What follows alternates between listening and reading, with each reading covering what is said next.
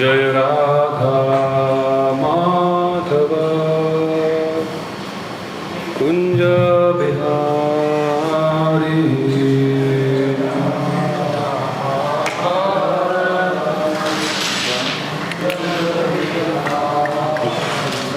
जय राधा माधव कुंज बिहारी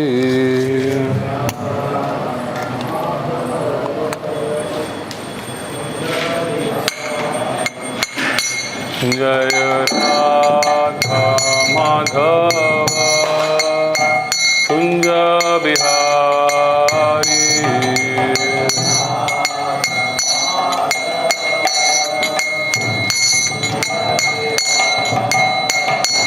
जय गोपी जन वल्लभ गिरवरधारी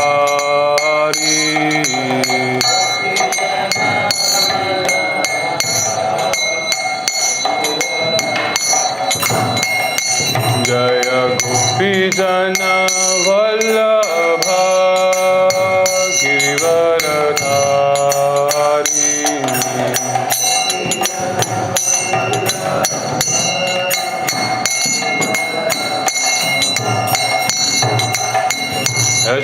यशोदानंदन ब्रज जन रंजन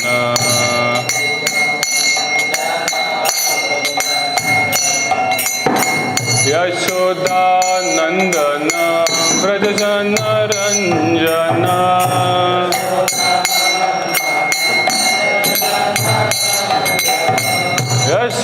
यशोदानंदन ब्रज जन रंजन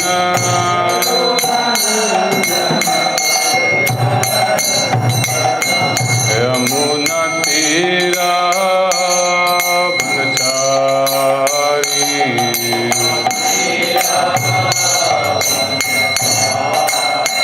यमुना तीरा बनचारी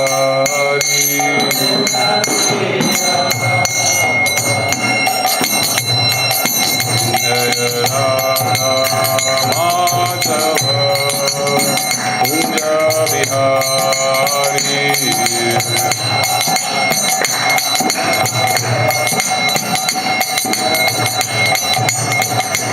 जय राधा माधव कुंज बिहारी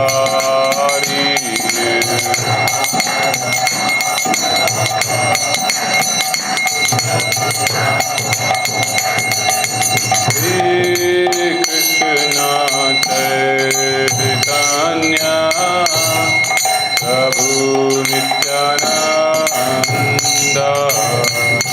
श्री अद्वैत गदाधर श्रीवासदि गौर भक्तवृंद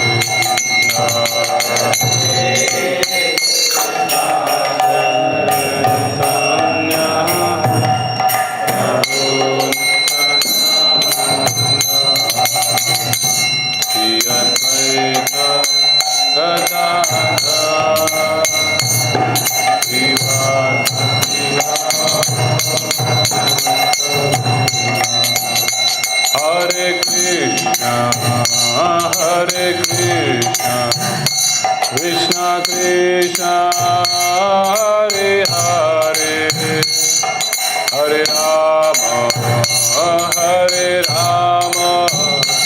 Rama Rama, Hare Hare.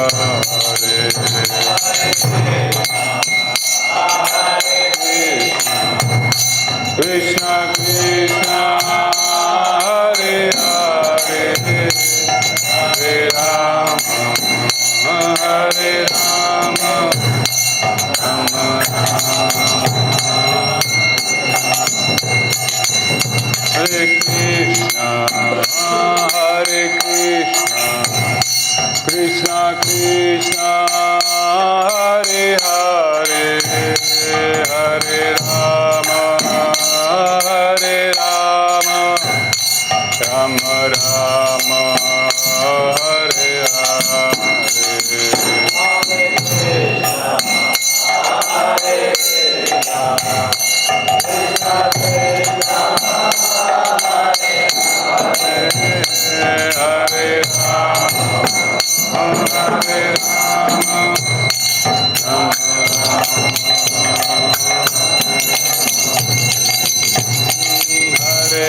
Hare Krishna Krishna Hare Hare Hare Ram Ram Ram Hare Hare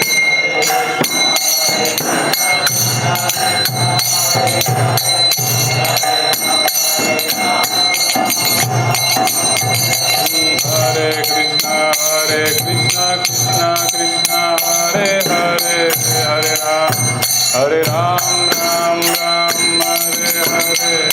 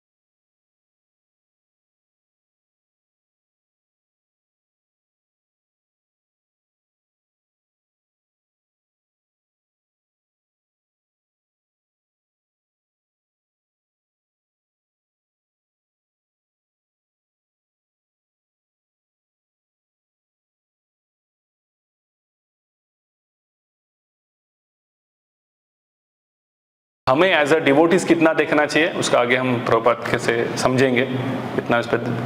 but ऐसा है कि नक्षत्र भगवान ग्रह तारे सब कुछ सेट करते हैं खुद के लिए जब वो अपीयर होते हैं। और वो इधर हम देख रहे हैं कि जब परीक्षित महाराज का अपीयरेंस हो रहा है तभी भी भगवान क्या कर रहे हैं, उन्होंने सब कुछ सेट किया हुआ है नक्षत्र को भी कि किधर भी कुछ कमी ना रह जाए, है कि नहीं। और प्रभुपाद एक लाइन बोलते हैं श्लोक में कि प्रभुपाद कहते हैं कि इसको इस ऑस्पिशियस डे को जयंती प्रभुपाद वर्ड यूज़ करते हैं। एंड प्रभुपाद कहते हैं कि ये वर्ड किसी ऑर्डिनरी किसी अन्य चीज़ों के लिए यूज़ नहीं होना चाहिए, राइट है कि। तो भगवान का जब भी आविर्भाव हो रहा है सब ऑस्पिशियस साइंस है। और जैसे हम देखते रामनवमी हो गया या जन्माष्टमी हो गया, है कि नहीं। सो ये भगवान के आविर्भाव की या फिर नरसिंह चतुर्दशी, वामन द्वादशी, ये सब जब भगवान के आविर्भाव की जो तिथि है ये बहुत ऑस्पिशियस तिथि है। जैसे प्रभुपाद श्रील प्रभुपाद का आविर्भाव तिथि कभी है, Nandotsav, next day of Krishna's appearance. और कृष्णाज के अपीयरेंस के नेक्स्ट डे पे क्या किया था, नंद महाराज ने पूरे ब्रज में सेलिब्रेशंस था, इसलिए नंदोत्सव कहते हैं। Again auspicious day, Prabhupada appearance day. So ये जब भी प्रभुपाद कृष्ण या उनके आप उनका इनकारनेशंस भी हो या उनके शुद्ध भक्त भी हो, ये जब भी अपीयर होते हैं तो ऑटोमेटिकली भगवान क्या करते हैं, सब चीज़ों को सेट कर देते हैं, सब चीज़ें अच्छी से अपीयर होती है। बिकॉज उनका वो जैसे भगवान कहते हैं कि संभवामि आत्माया, तो ऐसे शुद्ध भक्त भी ये भगवान के विल से प्रकट होते हैं। ये कर्मों के प्रभाव से हम जैसे प्रकट हुए, फोर्स किया गया है हमको इस शरीर लेने के लिए। या हमारे टाइम पे कोई नक्षत्र सेट नहीं हुआ था टाइम भी फिक्स नहीं हुआ था, है कि नहीं। फोर्स किया गया हमारा जब ही जन्म हुआ तभी ये बॉडी में बॉडी भी फोर्सफुली दिया गया है, टाइम भी फोर्सफुली मिला है, पेरेंट्स भी फोर्सफुली मिले, किसी ने कोई चूज नहीं किया है या भगवान ने सब अरेंज नहीं किया है। बट जब भी हम देखते हैं शुद्ध भक्तों के लिए तो भगवान कह रहे हैं कि मैं सब अरेंज करता हूँ, it's all arranged because auspicious sign है। कर्मों का प्रभाव कुछ नहीं है, भगवान कंट्रोल कर रहे हैं सब कुछ। तो प्रभुपाद आगे लिखते हैं कि एक्चुअली ये लॉज ऑफ नेचर जो है ये सब प्रभावित करते हैं, बहुत सटल है, हाँ ये सब सूक्ष्म है। और हमारे जैसे मोटे बुद्धि, प्रभुपाद लिखते हैं, मोटे बुद्धि को नहीं समझ में आता। क्यों? क्योंकि हमारा जब भी विचारधारा ये भौतिक स्तर पर है, तो इसलिए साधारण व्यक्ति को जब भी लॉज ऑफ नेचर के बारे में बताया जाता है, कर्मों का रिएक्शन के बारे में बताया जाता है, तो समझ में नहीं आता। क्योंकि इधर जो फल मिल रहा है, जैसे मैंने अभी बिजनेस किया तो मुझे उसका प्रॉफिट मिला, लॉस मिला, तो एक ग्रॉस रिजल्ट है, राइट। ये ग्रॉस रिजल्ट तो हमको दिखाई देते हैं या महसूस होते हैं या उसको हम एक्सपीरियंस कर सकते हैं, तो हम लगता है कि हाँ ये मेरे कर्मों का रिएक्शन है। बट जब भी इसकी बात सटल वे में होती है, हाँ जैसे हमारे कुछ कर्म हैं जिसका रिएक्शन ग्रॉस लेवल पे नहीं दिखता, अगले जन्म में जाके हो सकता है, तो क्या बता रहे हैं प्रभुपाद, इसलिए वो सटल वे में रिएक्शंस होते हैं उस कर्म के, और उसका इफेक्ट हमें समझ में नहीं आता बिकॉज हमारा बुद्धि उतना स्ट्रांग नहीं, हम देख नहीं सकते, उसका रिजल्ट नहीं देख सकते। बट उसका रिजल्ट क्या आता है, हमको नेक्स्ट बर्थ कहाँ पे मिलना है वो तय होता है। हाँ? और इसलिए प्रभुपाद वो भी लिखते हैं कि इवन किलिंग एन एंट, इसका भी रिएक्शन आता है। तो अगर और एक जगह पे मैंने पढ़ा था, प्रभुपाद के लिखते हैं कि अगर you don't have a right to give birth to someone, you don't have right to take the life also. आपके पास अगर पावर नहीं है किसी को लाइफ देने की या जन्म देने की, तो आप लेने की भी पावर नहीं है आपके पास, वो भी आपका हक नहीं बनता है। तो एक सादा चींटी को मारना भी, उसका भी हमको क्या लगता है, रिएक्शन लगेगा, उसका भी तकलीफ हमको ये जन्म में या नेक्स्ट जन्म कभी ना कभी उसको भुगतना पड़ेगा। Every action has equal and opposite reaction, so we have to suffer for that. So वो सब किसको लगता है, कंडीशन बद्ध जीवों को सब ये, इसलिए जन्म मृत्यु के चक्र में कंडीशन जीव जो है वो बंधे हुए हैं। कर्म चल रहा है, उसका रिएक्शन आ रहा है, कर्म चल रहा है, उसका। लेकिन प्रभुपाद ये भी लिखते हैं कि अगर हमारे कर्म भगवान श्लोक कोट करते हैं, यज्ञार्थ कर्मणो अन्यत्र लोकोयम कर्म बंधन तदर्थम कर्म कौन्तेय मुक्त संगमाचर। तो अगर लेकिन कर्म हमारे अगर विष्णु के लिए, यज्ञ के लिए, भगवान कृष्ण के, भगवान राम के प्रसन्नता के लिए है, उनके सेवा में है, तो उसका कर्म बंधन में हम नहीं अटकते, उसका कर्म का रिएक्शन नहीं आता, कर्म बंधन में नहीं अटकते। हाँ, अन्यत्र बोला, अन्यत्र रहेगा तो कर्म बंधन है, अगर विष्णु के प्रसन्नता के लिए है तो कर्म बंधन नहीं है, राइट। तो हमें ध्यान देना चाहिए कि अगर हमारे एक्टिविटीज़ कृष्णा कॉन्शियस नहीं है तो there is always a reaction. Every action which is divide of, जो कृष्णा कॉन्शियस से बाहर है, उसका हर चीज़ का हमको रिएक्शन आएगा, अच्छा हो या बुरा हो, that depends on our activities, but reaction तो आएगा ही। इसलिए कृष्ण बोलते हैं, भगवद गीता 3 प्रकार के कर्म बताते हैं, कर्म, विकर्म और अकर्म, और बोलते हैं कि गहना कर्मणो गति, ये तीनों पता होने चाहिए हमको, लेकिन कर्म का रिएक्शन कैसा है, गहन है, it is very intricate to understand कि मेरे को रिएक्शन क्यों आ रहा है, कैसे आ रहा है। तो इसीलिए कर्म और विकर्म हमारे तो चल ही रहे हैं, अच्छे कर्म, बुरे कर्म कम हो करेंगे, लेकिन अकर्म is something like devotional activities, ये जो है ये क्या करेगा, हमको रिएक्शंस नहीं देगा, और रिएक्शंस नहीं, अगर रिएक्शंस नलीफाई हो गए तो there is a chance to go back to godhead. इसके आगे लिखते हैं प्रभुपाद इस तात्पर्य में, वो बोलते हैं कि ये रेक्टिफाई करने का जो फ्री विल है वो हमारे पास है। जैसे हम देख रहे हैं अभी अकर्म करना, डिवोशनल एक्टिविटीज़ करना, भगवान का नाम संकीर्तन करना, ये सब एक्टिविटीज़ क्या है, हमारा फ्री विल है। तो choice is ours which activities to perform, और ये चॉइस कहाँ से मिलता है हमें, प्रभुपाद लिख रहे हैं कि प्यूरिफिकेटरी प्रोसेस है। जैसे ये संस्कार के बारे में प्रभुपाद लिखते हैं कि गर्भदान संस्कार के बारे में लिखते हैं कि ये सबसे पहला संस्कार है, जब ही एक मेल और फीमेल यूनाइट होते हैं उसके पहले गर्भदान संस्कार किया जाता है। क्यों? क्योंकि वो आह्वान दे रहा है वो सोल को कि ये अच्छा एक सोल जो है वो हमारे गर्भ में, हमारे गर्भ से प्रकट हो या उसको शरीर मिले। इसलिए वो in Bhagavad Gita also first chapter में अर्जुन जो भी बोलते हैं, वन ऑफ द एक रीजन होता है अर्जुन का फाइट ना करने को, क्या है, अनवांटेड प्रोजेनी, वो बोलते हैं अनवांटेड प्रोजेनी। उसमें बोलते हैं कि अगर इस सबको मारूंगा या युद्ध में सब इतने सारे योद्धा मारे जाएंगे तो उनकी पत्नियां, उनकी बेटियां, ये क्या हो जाएंगी, शेल्टरलेस हो जाएंगी, उनको कोई रक्षा करने वाला कोई नहीं होगा। और ऐसे वक्त क्या होगा, अनवांटेड प्रोजेनी पैदा होगा, वो अडल्ट्रेशन होगा और अनवांटेड प्रोजेनी पैदा। और ऐसे जब प्रभुपाद लास्ट में लिख रहे हैं कि ऐसे अनवांटेड प्रोजेनी से क्या होगा, सब नरक के द्वार में जाएंगे। तो इसलिए वो गर्भदान संस्कार इसीलिए है कि आह्वान किया जाता है कि वो सोल भेजे जो पायस हो या भगवान की भक्ति में लीन हो, राइट, उसके लिए गर्भदान संस्कार किया जाता है। But in Kaliyuga this garbhadan process is completely 99.19% is vanished. Nobody does that. Nobody, उसको पता ही नहीं है। 16 संस्कार है, यही भी किसको पता नहीं है। हाँ? उसमें से एक है विवाह संस्कार, पता कि नहीं, इन वेरी सोशल लैंग्वेज हम उसको मैरिज या शादी बोल के उसका बहुत बड़ा सोशल स्टेटस बना देते हैं, बट वो विवाह संस्कार है, वो संस्कार है, राइट। ऐसे हैं जात कर्म संस्कार हो गया, अन्नप्राशन संस्कार, बहुत सारे 16 संस्कार है, उपनयन संस्कार हो गया, शिक्षा का संस्कार है, इवन ग्रेजुएशन, हम लोग बोलते हैं कॉन्वोकेशन, बहुत अच्छा वर्ड लगता है, उसका भी एक संस्कार है कि आपका जब एक गुरुकुल में एजुकेशन कंप्लीट हो उसका भी एक संस्कार है। तो ये संस्कार किसके लिए है, टू मेक श्योर हमारे एक्टिविटीज प्यूरिफाइड रहे, प्यूरिफिकेशन के लिए है। बट इस कलयुग में ये सब क्या है, प्रैक्टिस हो ही नहीं रहा है। इसलिए प्रभुपाद फाइनली हमें समझ में आता है। तो इस श्लोक से ये तो सब क्या बोल सकते, आइडियल वे है। हमने देखा कि भगवान का आविर्भाव में अच्छे नक्षत्र है, हमारे भी अच्छे नक्षत्र चाहिए तो प्यूरिटी प्रोसेस करना चाहिए।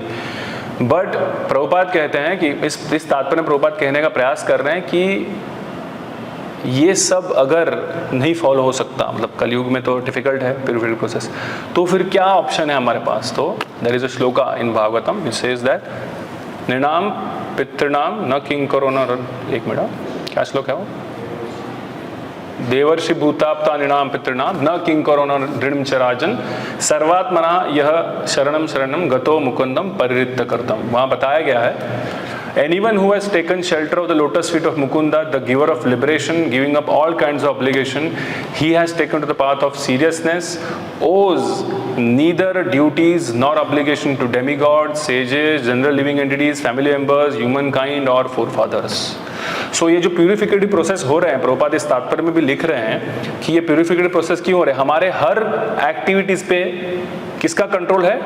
डेमिगॉड्स का कंट्रोल है, डेमिगॉड्स का कंट्रोल है। और अगर हमें वो प्यूरिफिकेशन चाहिए तो हमको उनको प्लीज करना होगा, ये प्यूरिफिकेटिव प्रोसेस। लेकिन वो नहीं हो सकता इस कलयुग में, इतने सब सामग्री नहीं है उनको प्लीज करने की। इवन इन अगर देखते हैं गोवर्धन लीला में भगवान कृष्ण नंद महाराज को बोल रहे हैं मत करो, ये इंद्र को ऑब्लेशंस मत दो, वो उसका काम है, वो अपना ड्यूटी निभा रहा है, कुछ अलग से उनको खुश करने की जरूरत नहीं है।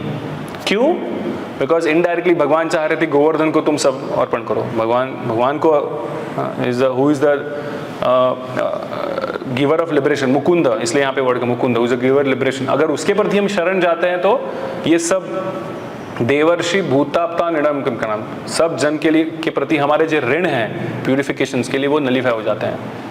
और परीक्षित महाराज के केस में यहाँ पे भगवान क्यों, प्रभुपाद क्यों स्पेसिफिकली बोल रहे हैं सब चीज़ें? बिकॉज परीक्षित महाराज ने जब भी उनका आविर्भाव हुआ वो सब कॉन्स्टलेशन तो भगवान ने सेट किए थे अभी, लेकिन परीक्षित महाराज का जब भी इस धरती से जाने का समय आया, उनको जब भी शाप मिला श्रृंगी द्वारा, तभी परीक्षित महाराज ने वापस एस्ट्रोलॉजी नहीं देखा या पूछा नहीं एस्ट्रोलॉजर को अभी कभी का टाइम है, हाँ अभी मेरे ग्रह आने के समय तो ग्रह सब लाइन में थे या भगवान ने ऑस्पिशियस करके रखे थे, तो अभी जाने के समय भी होगा क्या, चलो एस्ट्रोलॉजी चार्ट देखो। नहीं, he didn't approach the astrologer, he approached a pure devotee Sukhdev Goswami to hear the कथा।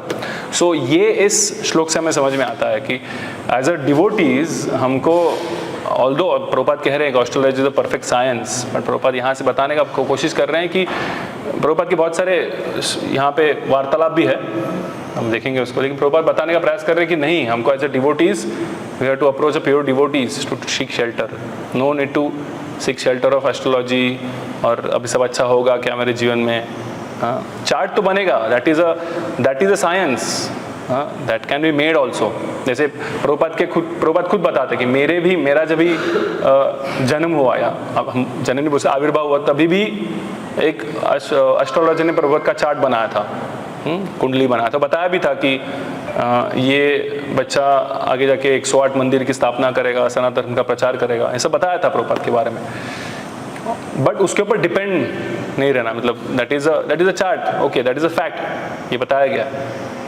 बट देन अगर उसके पीछे हम लगे रहें कि चलो चार्ट में लिखा है हम इतना ही होगा, अभी सब हर चीज़ में वो देख के ही करूँगा, सो वो बहुत कर्मकांड हो जाएगा। सो इसलिए प्रभुपाद कह रहे हैं कि it is better to surrender to supreme personal Godhead, because Mahaprabhu आए हैं, प्रभुपाद ने भागवत धर्म का प्रचार करने के लिए आए हैं, लेकिन सो व्हाट इज भागवत धर्म? 16 राउंड्स हरे कृष्ण महामंत्रा हो गया, भगवान की सेवा हो गई, भागवतम का प्रचार हो गया, भागवतम का शेल्टर लेना हो गया, 4 नियमों का पालन हो गया। ये सब अगर हम अच्छे से करते हैं तो that is a positive sign, that is a way for devotees. तो इसलिए इवन भक्ति सिद्धांत धर्म आज हम देखते हैं, प्रभुपाद खुद कहते हैं कि मेरे गुरु महाराज भक्ति सिद्धांत Saraswati Thakur, he was the one of the best astrologer, मतलब बहुत अच्छे एक एस्ट्रोलॉजर थे। हाँ, और उनके प्रभुपाद तो इतना भी कहते हैं कि उनके बाद इतना परफेक्ट एस्ट्रोलॉजर कभी हुआ नहीं। और भक्ति सिद्धांत महाराज ने उनको तो सूर्य सिद्धांत का पदवी भी, सूर्य सिद्धांत पे उन्होंने टीका की थी, इसलिए उनको सिद्धांत सरस्वती का टाइटल भी मिला था। लेकिन भक्ति सिद्धांत महाराज ने भी भक्ति का प्रचार करने के लिए एस्ट्रोलॉजी छोड़ दिया कि मेरे को एस्ट्रोलॉजर नहीं बनना है, मुझे भागवत धर्म का प्रचारक बनना है। राइट, तो उन्होंने इतना इंटेलिजेंट होकर भी, इतने उनका नाम था, उनका इंटेलिजेंस था कि वो एस्ट्रोलॉजी पे भी प्रचार कर सकते थे, लेकिन उन्होंने क्या किया, नहीं भागवत धर्म प्रचार करना है तो ये एस्ट्रोलॉजी ने छोड़ दिया। Because need of the our living entities, condition जीव को एस्ट्रोलॉजी नहीं चाहिए, को भगवान की भक्ति चाहिए, वो देने की इम्पोर्टेंट, वो देने का महाराज ने भी प्रण लिया था, राइट। इवन प्रभुपाद के कुछ वार्तालाप है जो मैं पढ़ता हूँ यहाँ पे, बहुत अच्छे से प्रभुपाद लिखते हैं अबाउट दिस एस्ट्रोलॉजी, कि हमको ये करना चाहिए कि नहीं करना चाहिए।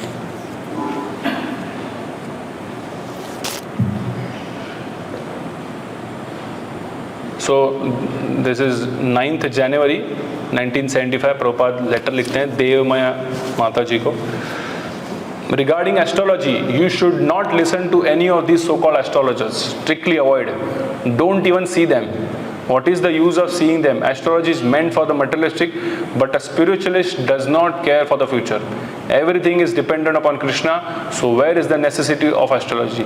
The devotee's principle is, let there happen anything as Krishna desires. Let me remain sincere devotee, that's all.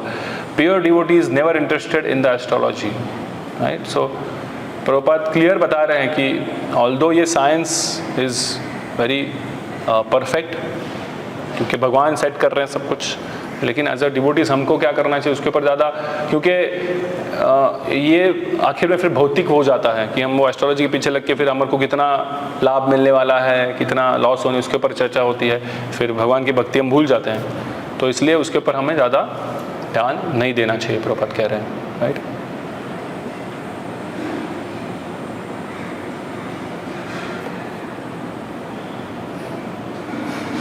So main part क्या होता है, इट इज़ द कॉन्शियसनेस जो हमको इम्प्रूव करना है इन प्यूरिफिकेटिव प्रोसेस ऑल्सो। ये सब क्यों होता है, बिकॉज हमारा कॉन्शियसनेस इम्प्रूव हो। अगर कॉन्शियसनेस भागवत धर्म से या जो दिया है प्रभुपाद ने, चैंटिंग हो या 4 नियमों का पालन हो, भागवत का श्रवण हो, इससे अगर प्यूरिफिकेशन हो रहा है, फास्टर हो रहा है कलयुग में, तो ये सब एस्ट्रोलॉजी की ज़रूरत एक्चुअली नहीं है। ये सब स्पेशली इन कलयुग दिस इज नॉन एग्जिस्टेंट, और बताया गया है कि हरे नाम हरे नाम हरे नाम वे केवलम कलो नास्तेव नास्तेव नास्तेव गतिरन्यथा। तो ये कली का प्रभाव को जो कलमश है उसको नाश करने के लिए हरि नाम से और बेटर कुछ नहीं है। हम कितना भी ये सब कर्म संस्कार फॉलो भी करें तो भी it has to be supported by Hare Krishna mahamantra. Even हम देखते हैं भगवान की यहाँ पे वर्शिप चल रही, वर्शिप चल रही है, या अभिषेक होता है भगवान का, या कोई भी कार्य जो प्रभुपाद ने सेट करके दिया है, इसका हमेशा क्या होता है, हरे कृष्ण महामंत्र उसका साथ चलता है। मतलब कीर्तन हमेशा होना चाहिए, कीर्तन अगर नहीं है तो प्रोसेस अधूरा हो जाता है कलयुग में। हरे कृष्ण महामंत्र इतना प्योर है, इतना, क्योंकि भगवान का इट्स लाइक कलियुग है, सॉरी क्या श्लोक है वो, कली काले नाम रूपे कृष्ण अवतार। सो कलयुग में नाम रूप में कृष्ण का अवतार हुआ है, right. So there is no other way to take shelter of Krishna other than taking to chanting of Hare Krishna mantra और डूइंग संकीर्तन।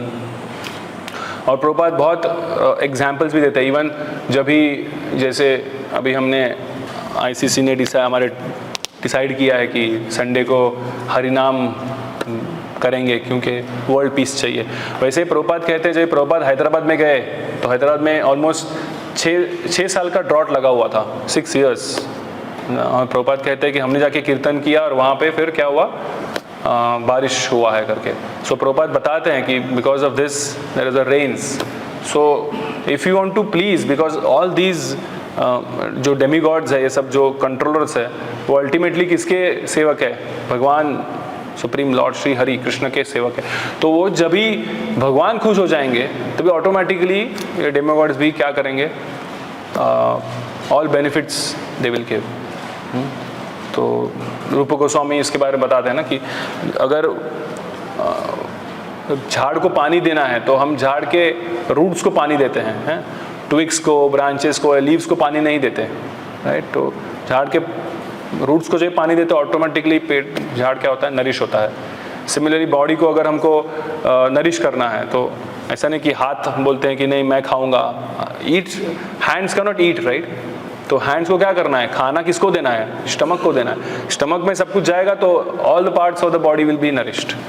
सो सिमिलरली भगवान को अगर जब भी सेंटर में रखते हैं, उनकी सेवा जब भी होती है तो ऑटोमेटिकली ये सब देवर्षि, भूताप्ता, पितृणाम, सब लोग सेटिस्फाई हो जाते हैं। उनके प्रति अलग से हमारा कुछ डेट नहीं रहता, उनके अलग से कुछ सेवा करने की उनकी हमारी ऋण नहीं रहते।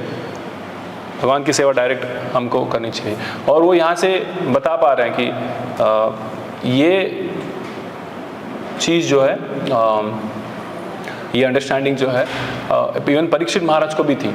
इसलिए परीक्षित महाराज ने मरते समय भागवत का आश्रय लिया। उन्होंने पूछा कि अगर कोई 7 दिन में मरने वाला है तो उसका मरने वाला उसका कर्तव्य क्या है। सुखदेव गोस्वामी पूछा, सुखदेव गोस्वामी ने बताया कि भागवत सुना है पूरा Bhagavatam.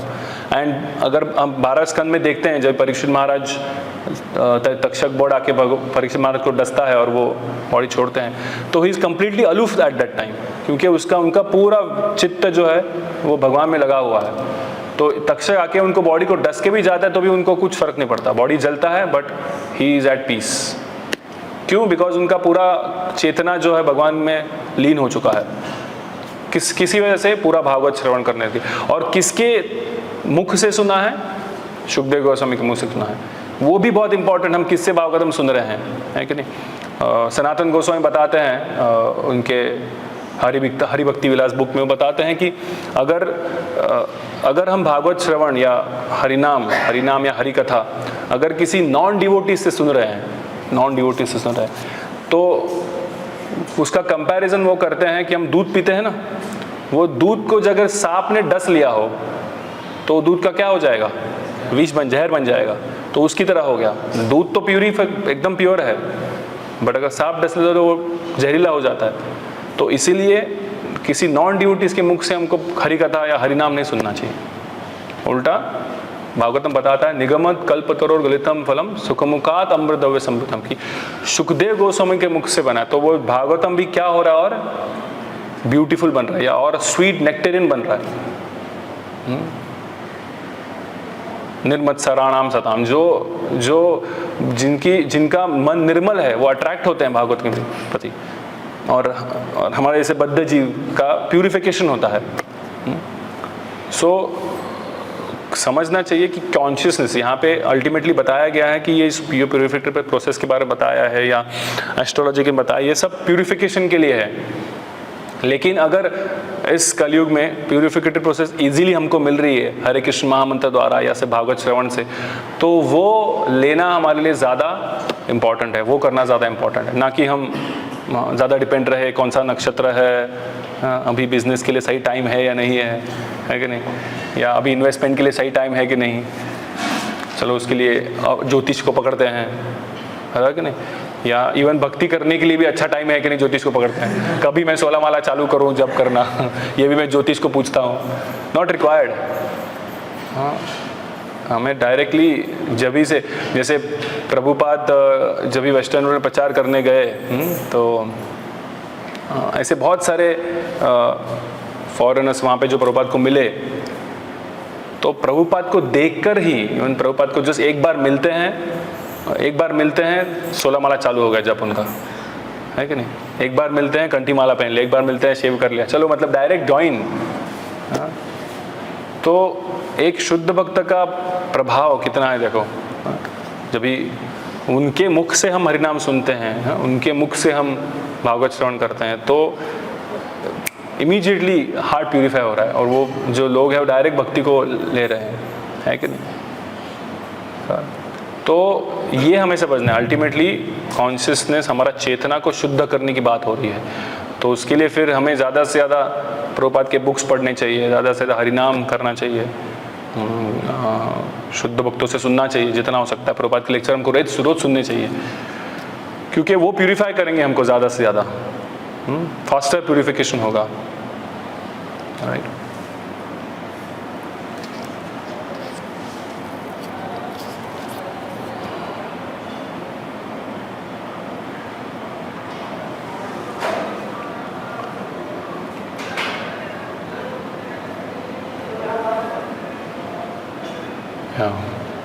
So this is what the shloka says। ये श्लोक हमको ये सब बताता है।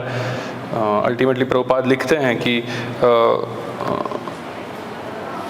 ये मतलब जब भी हम ये हरिनाम का ज़्यादा से ज़्यादा प्रचार करेंगे या भागवत धर्म का ज़्यादा प्रचार होगा, तो लोग आगे जाके सुखी हो सकते हैं या शांत हो सकते हैं, कि नहीं।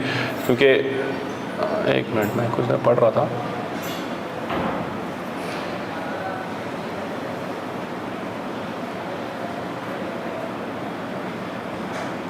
इवन चैतन्य महाप्रभु बताते हैं ना कि पृथ्वी ताज से नगर अधिग्राम सर्वत्र हो प्रचार होवे मनो। तो ये नाम का प्रचार होगा, महाप्रभु ने कहा है आगे जाके, और उससे ही प्यूरिफिकेशन होगा।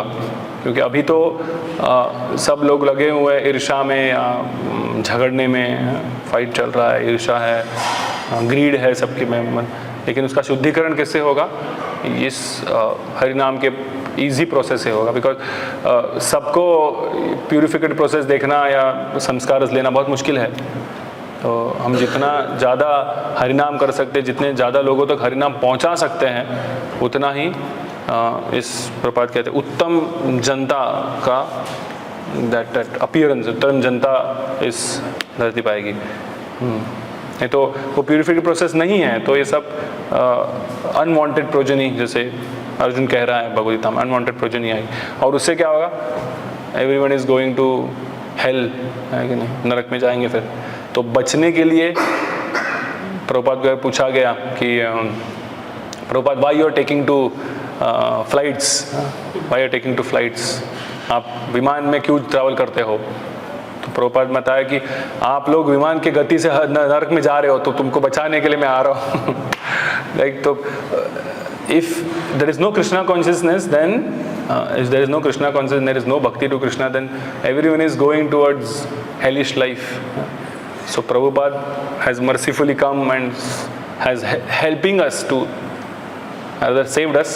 Of course, हमने भक्ति में लगे हुए हैं, जब कर रहे हैं, मतलब एटलीस्ट नरक जाने से तो हम बचेंगे। तो प्रभुपाद ने हमको बचाया है, तो अभी हमारा कर्तव्य बनता है कि उनका ही आदेश या उनका प्रचार और ज़्यादा हो, ज़्यादा से लोग बचे नरक जाने से। हरे कृष्णा। किसी का कोई प्रश्न, कोई शंका?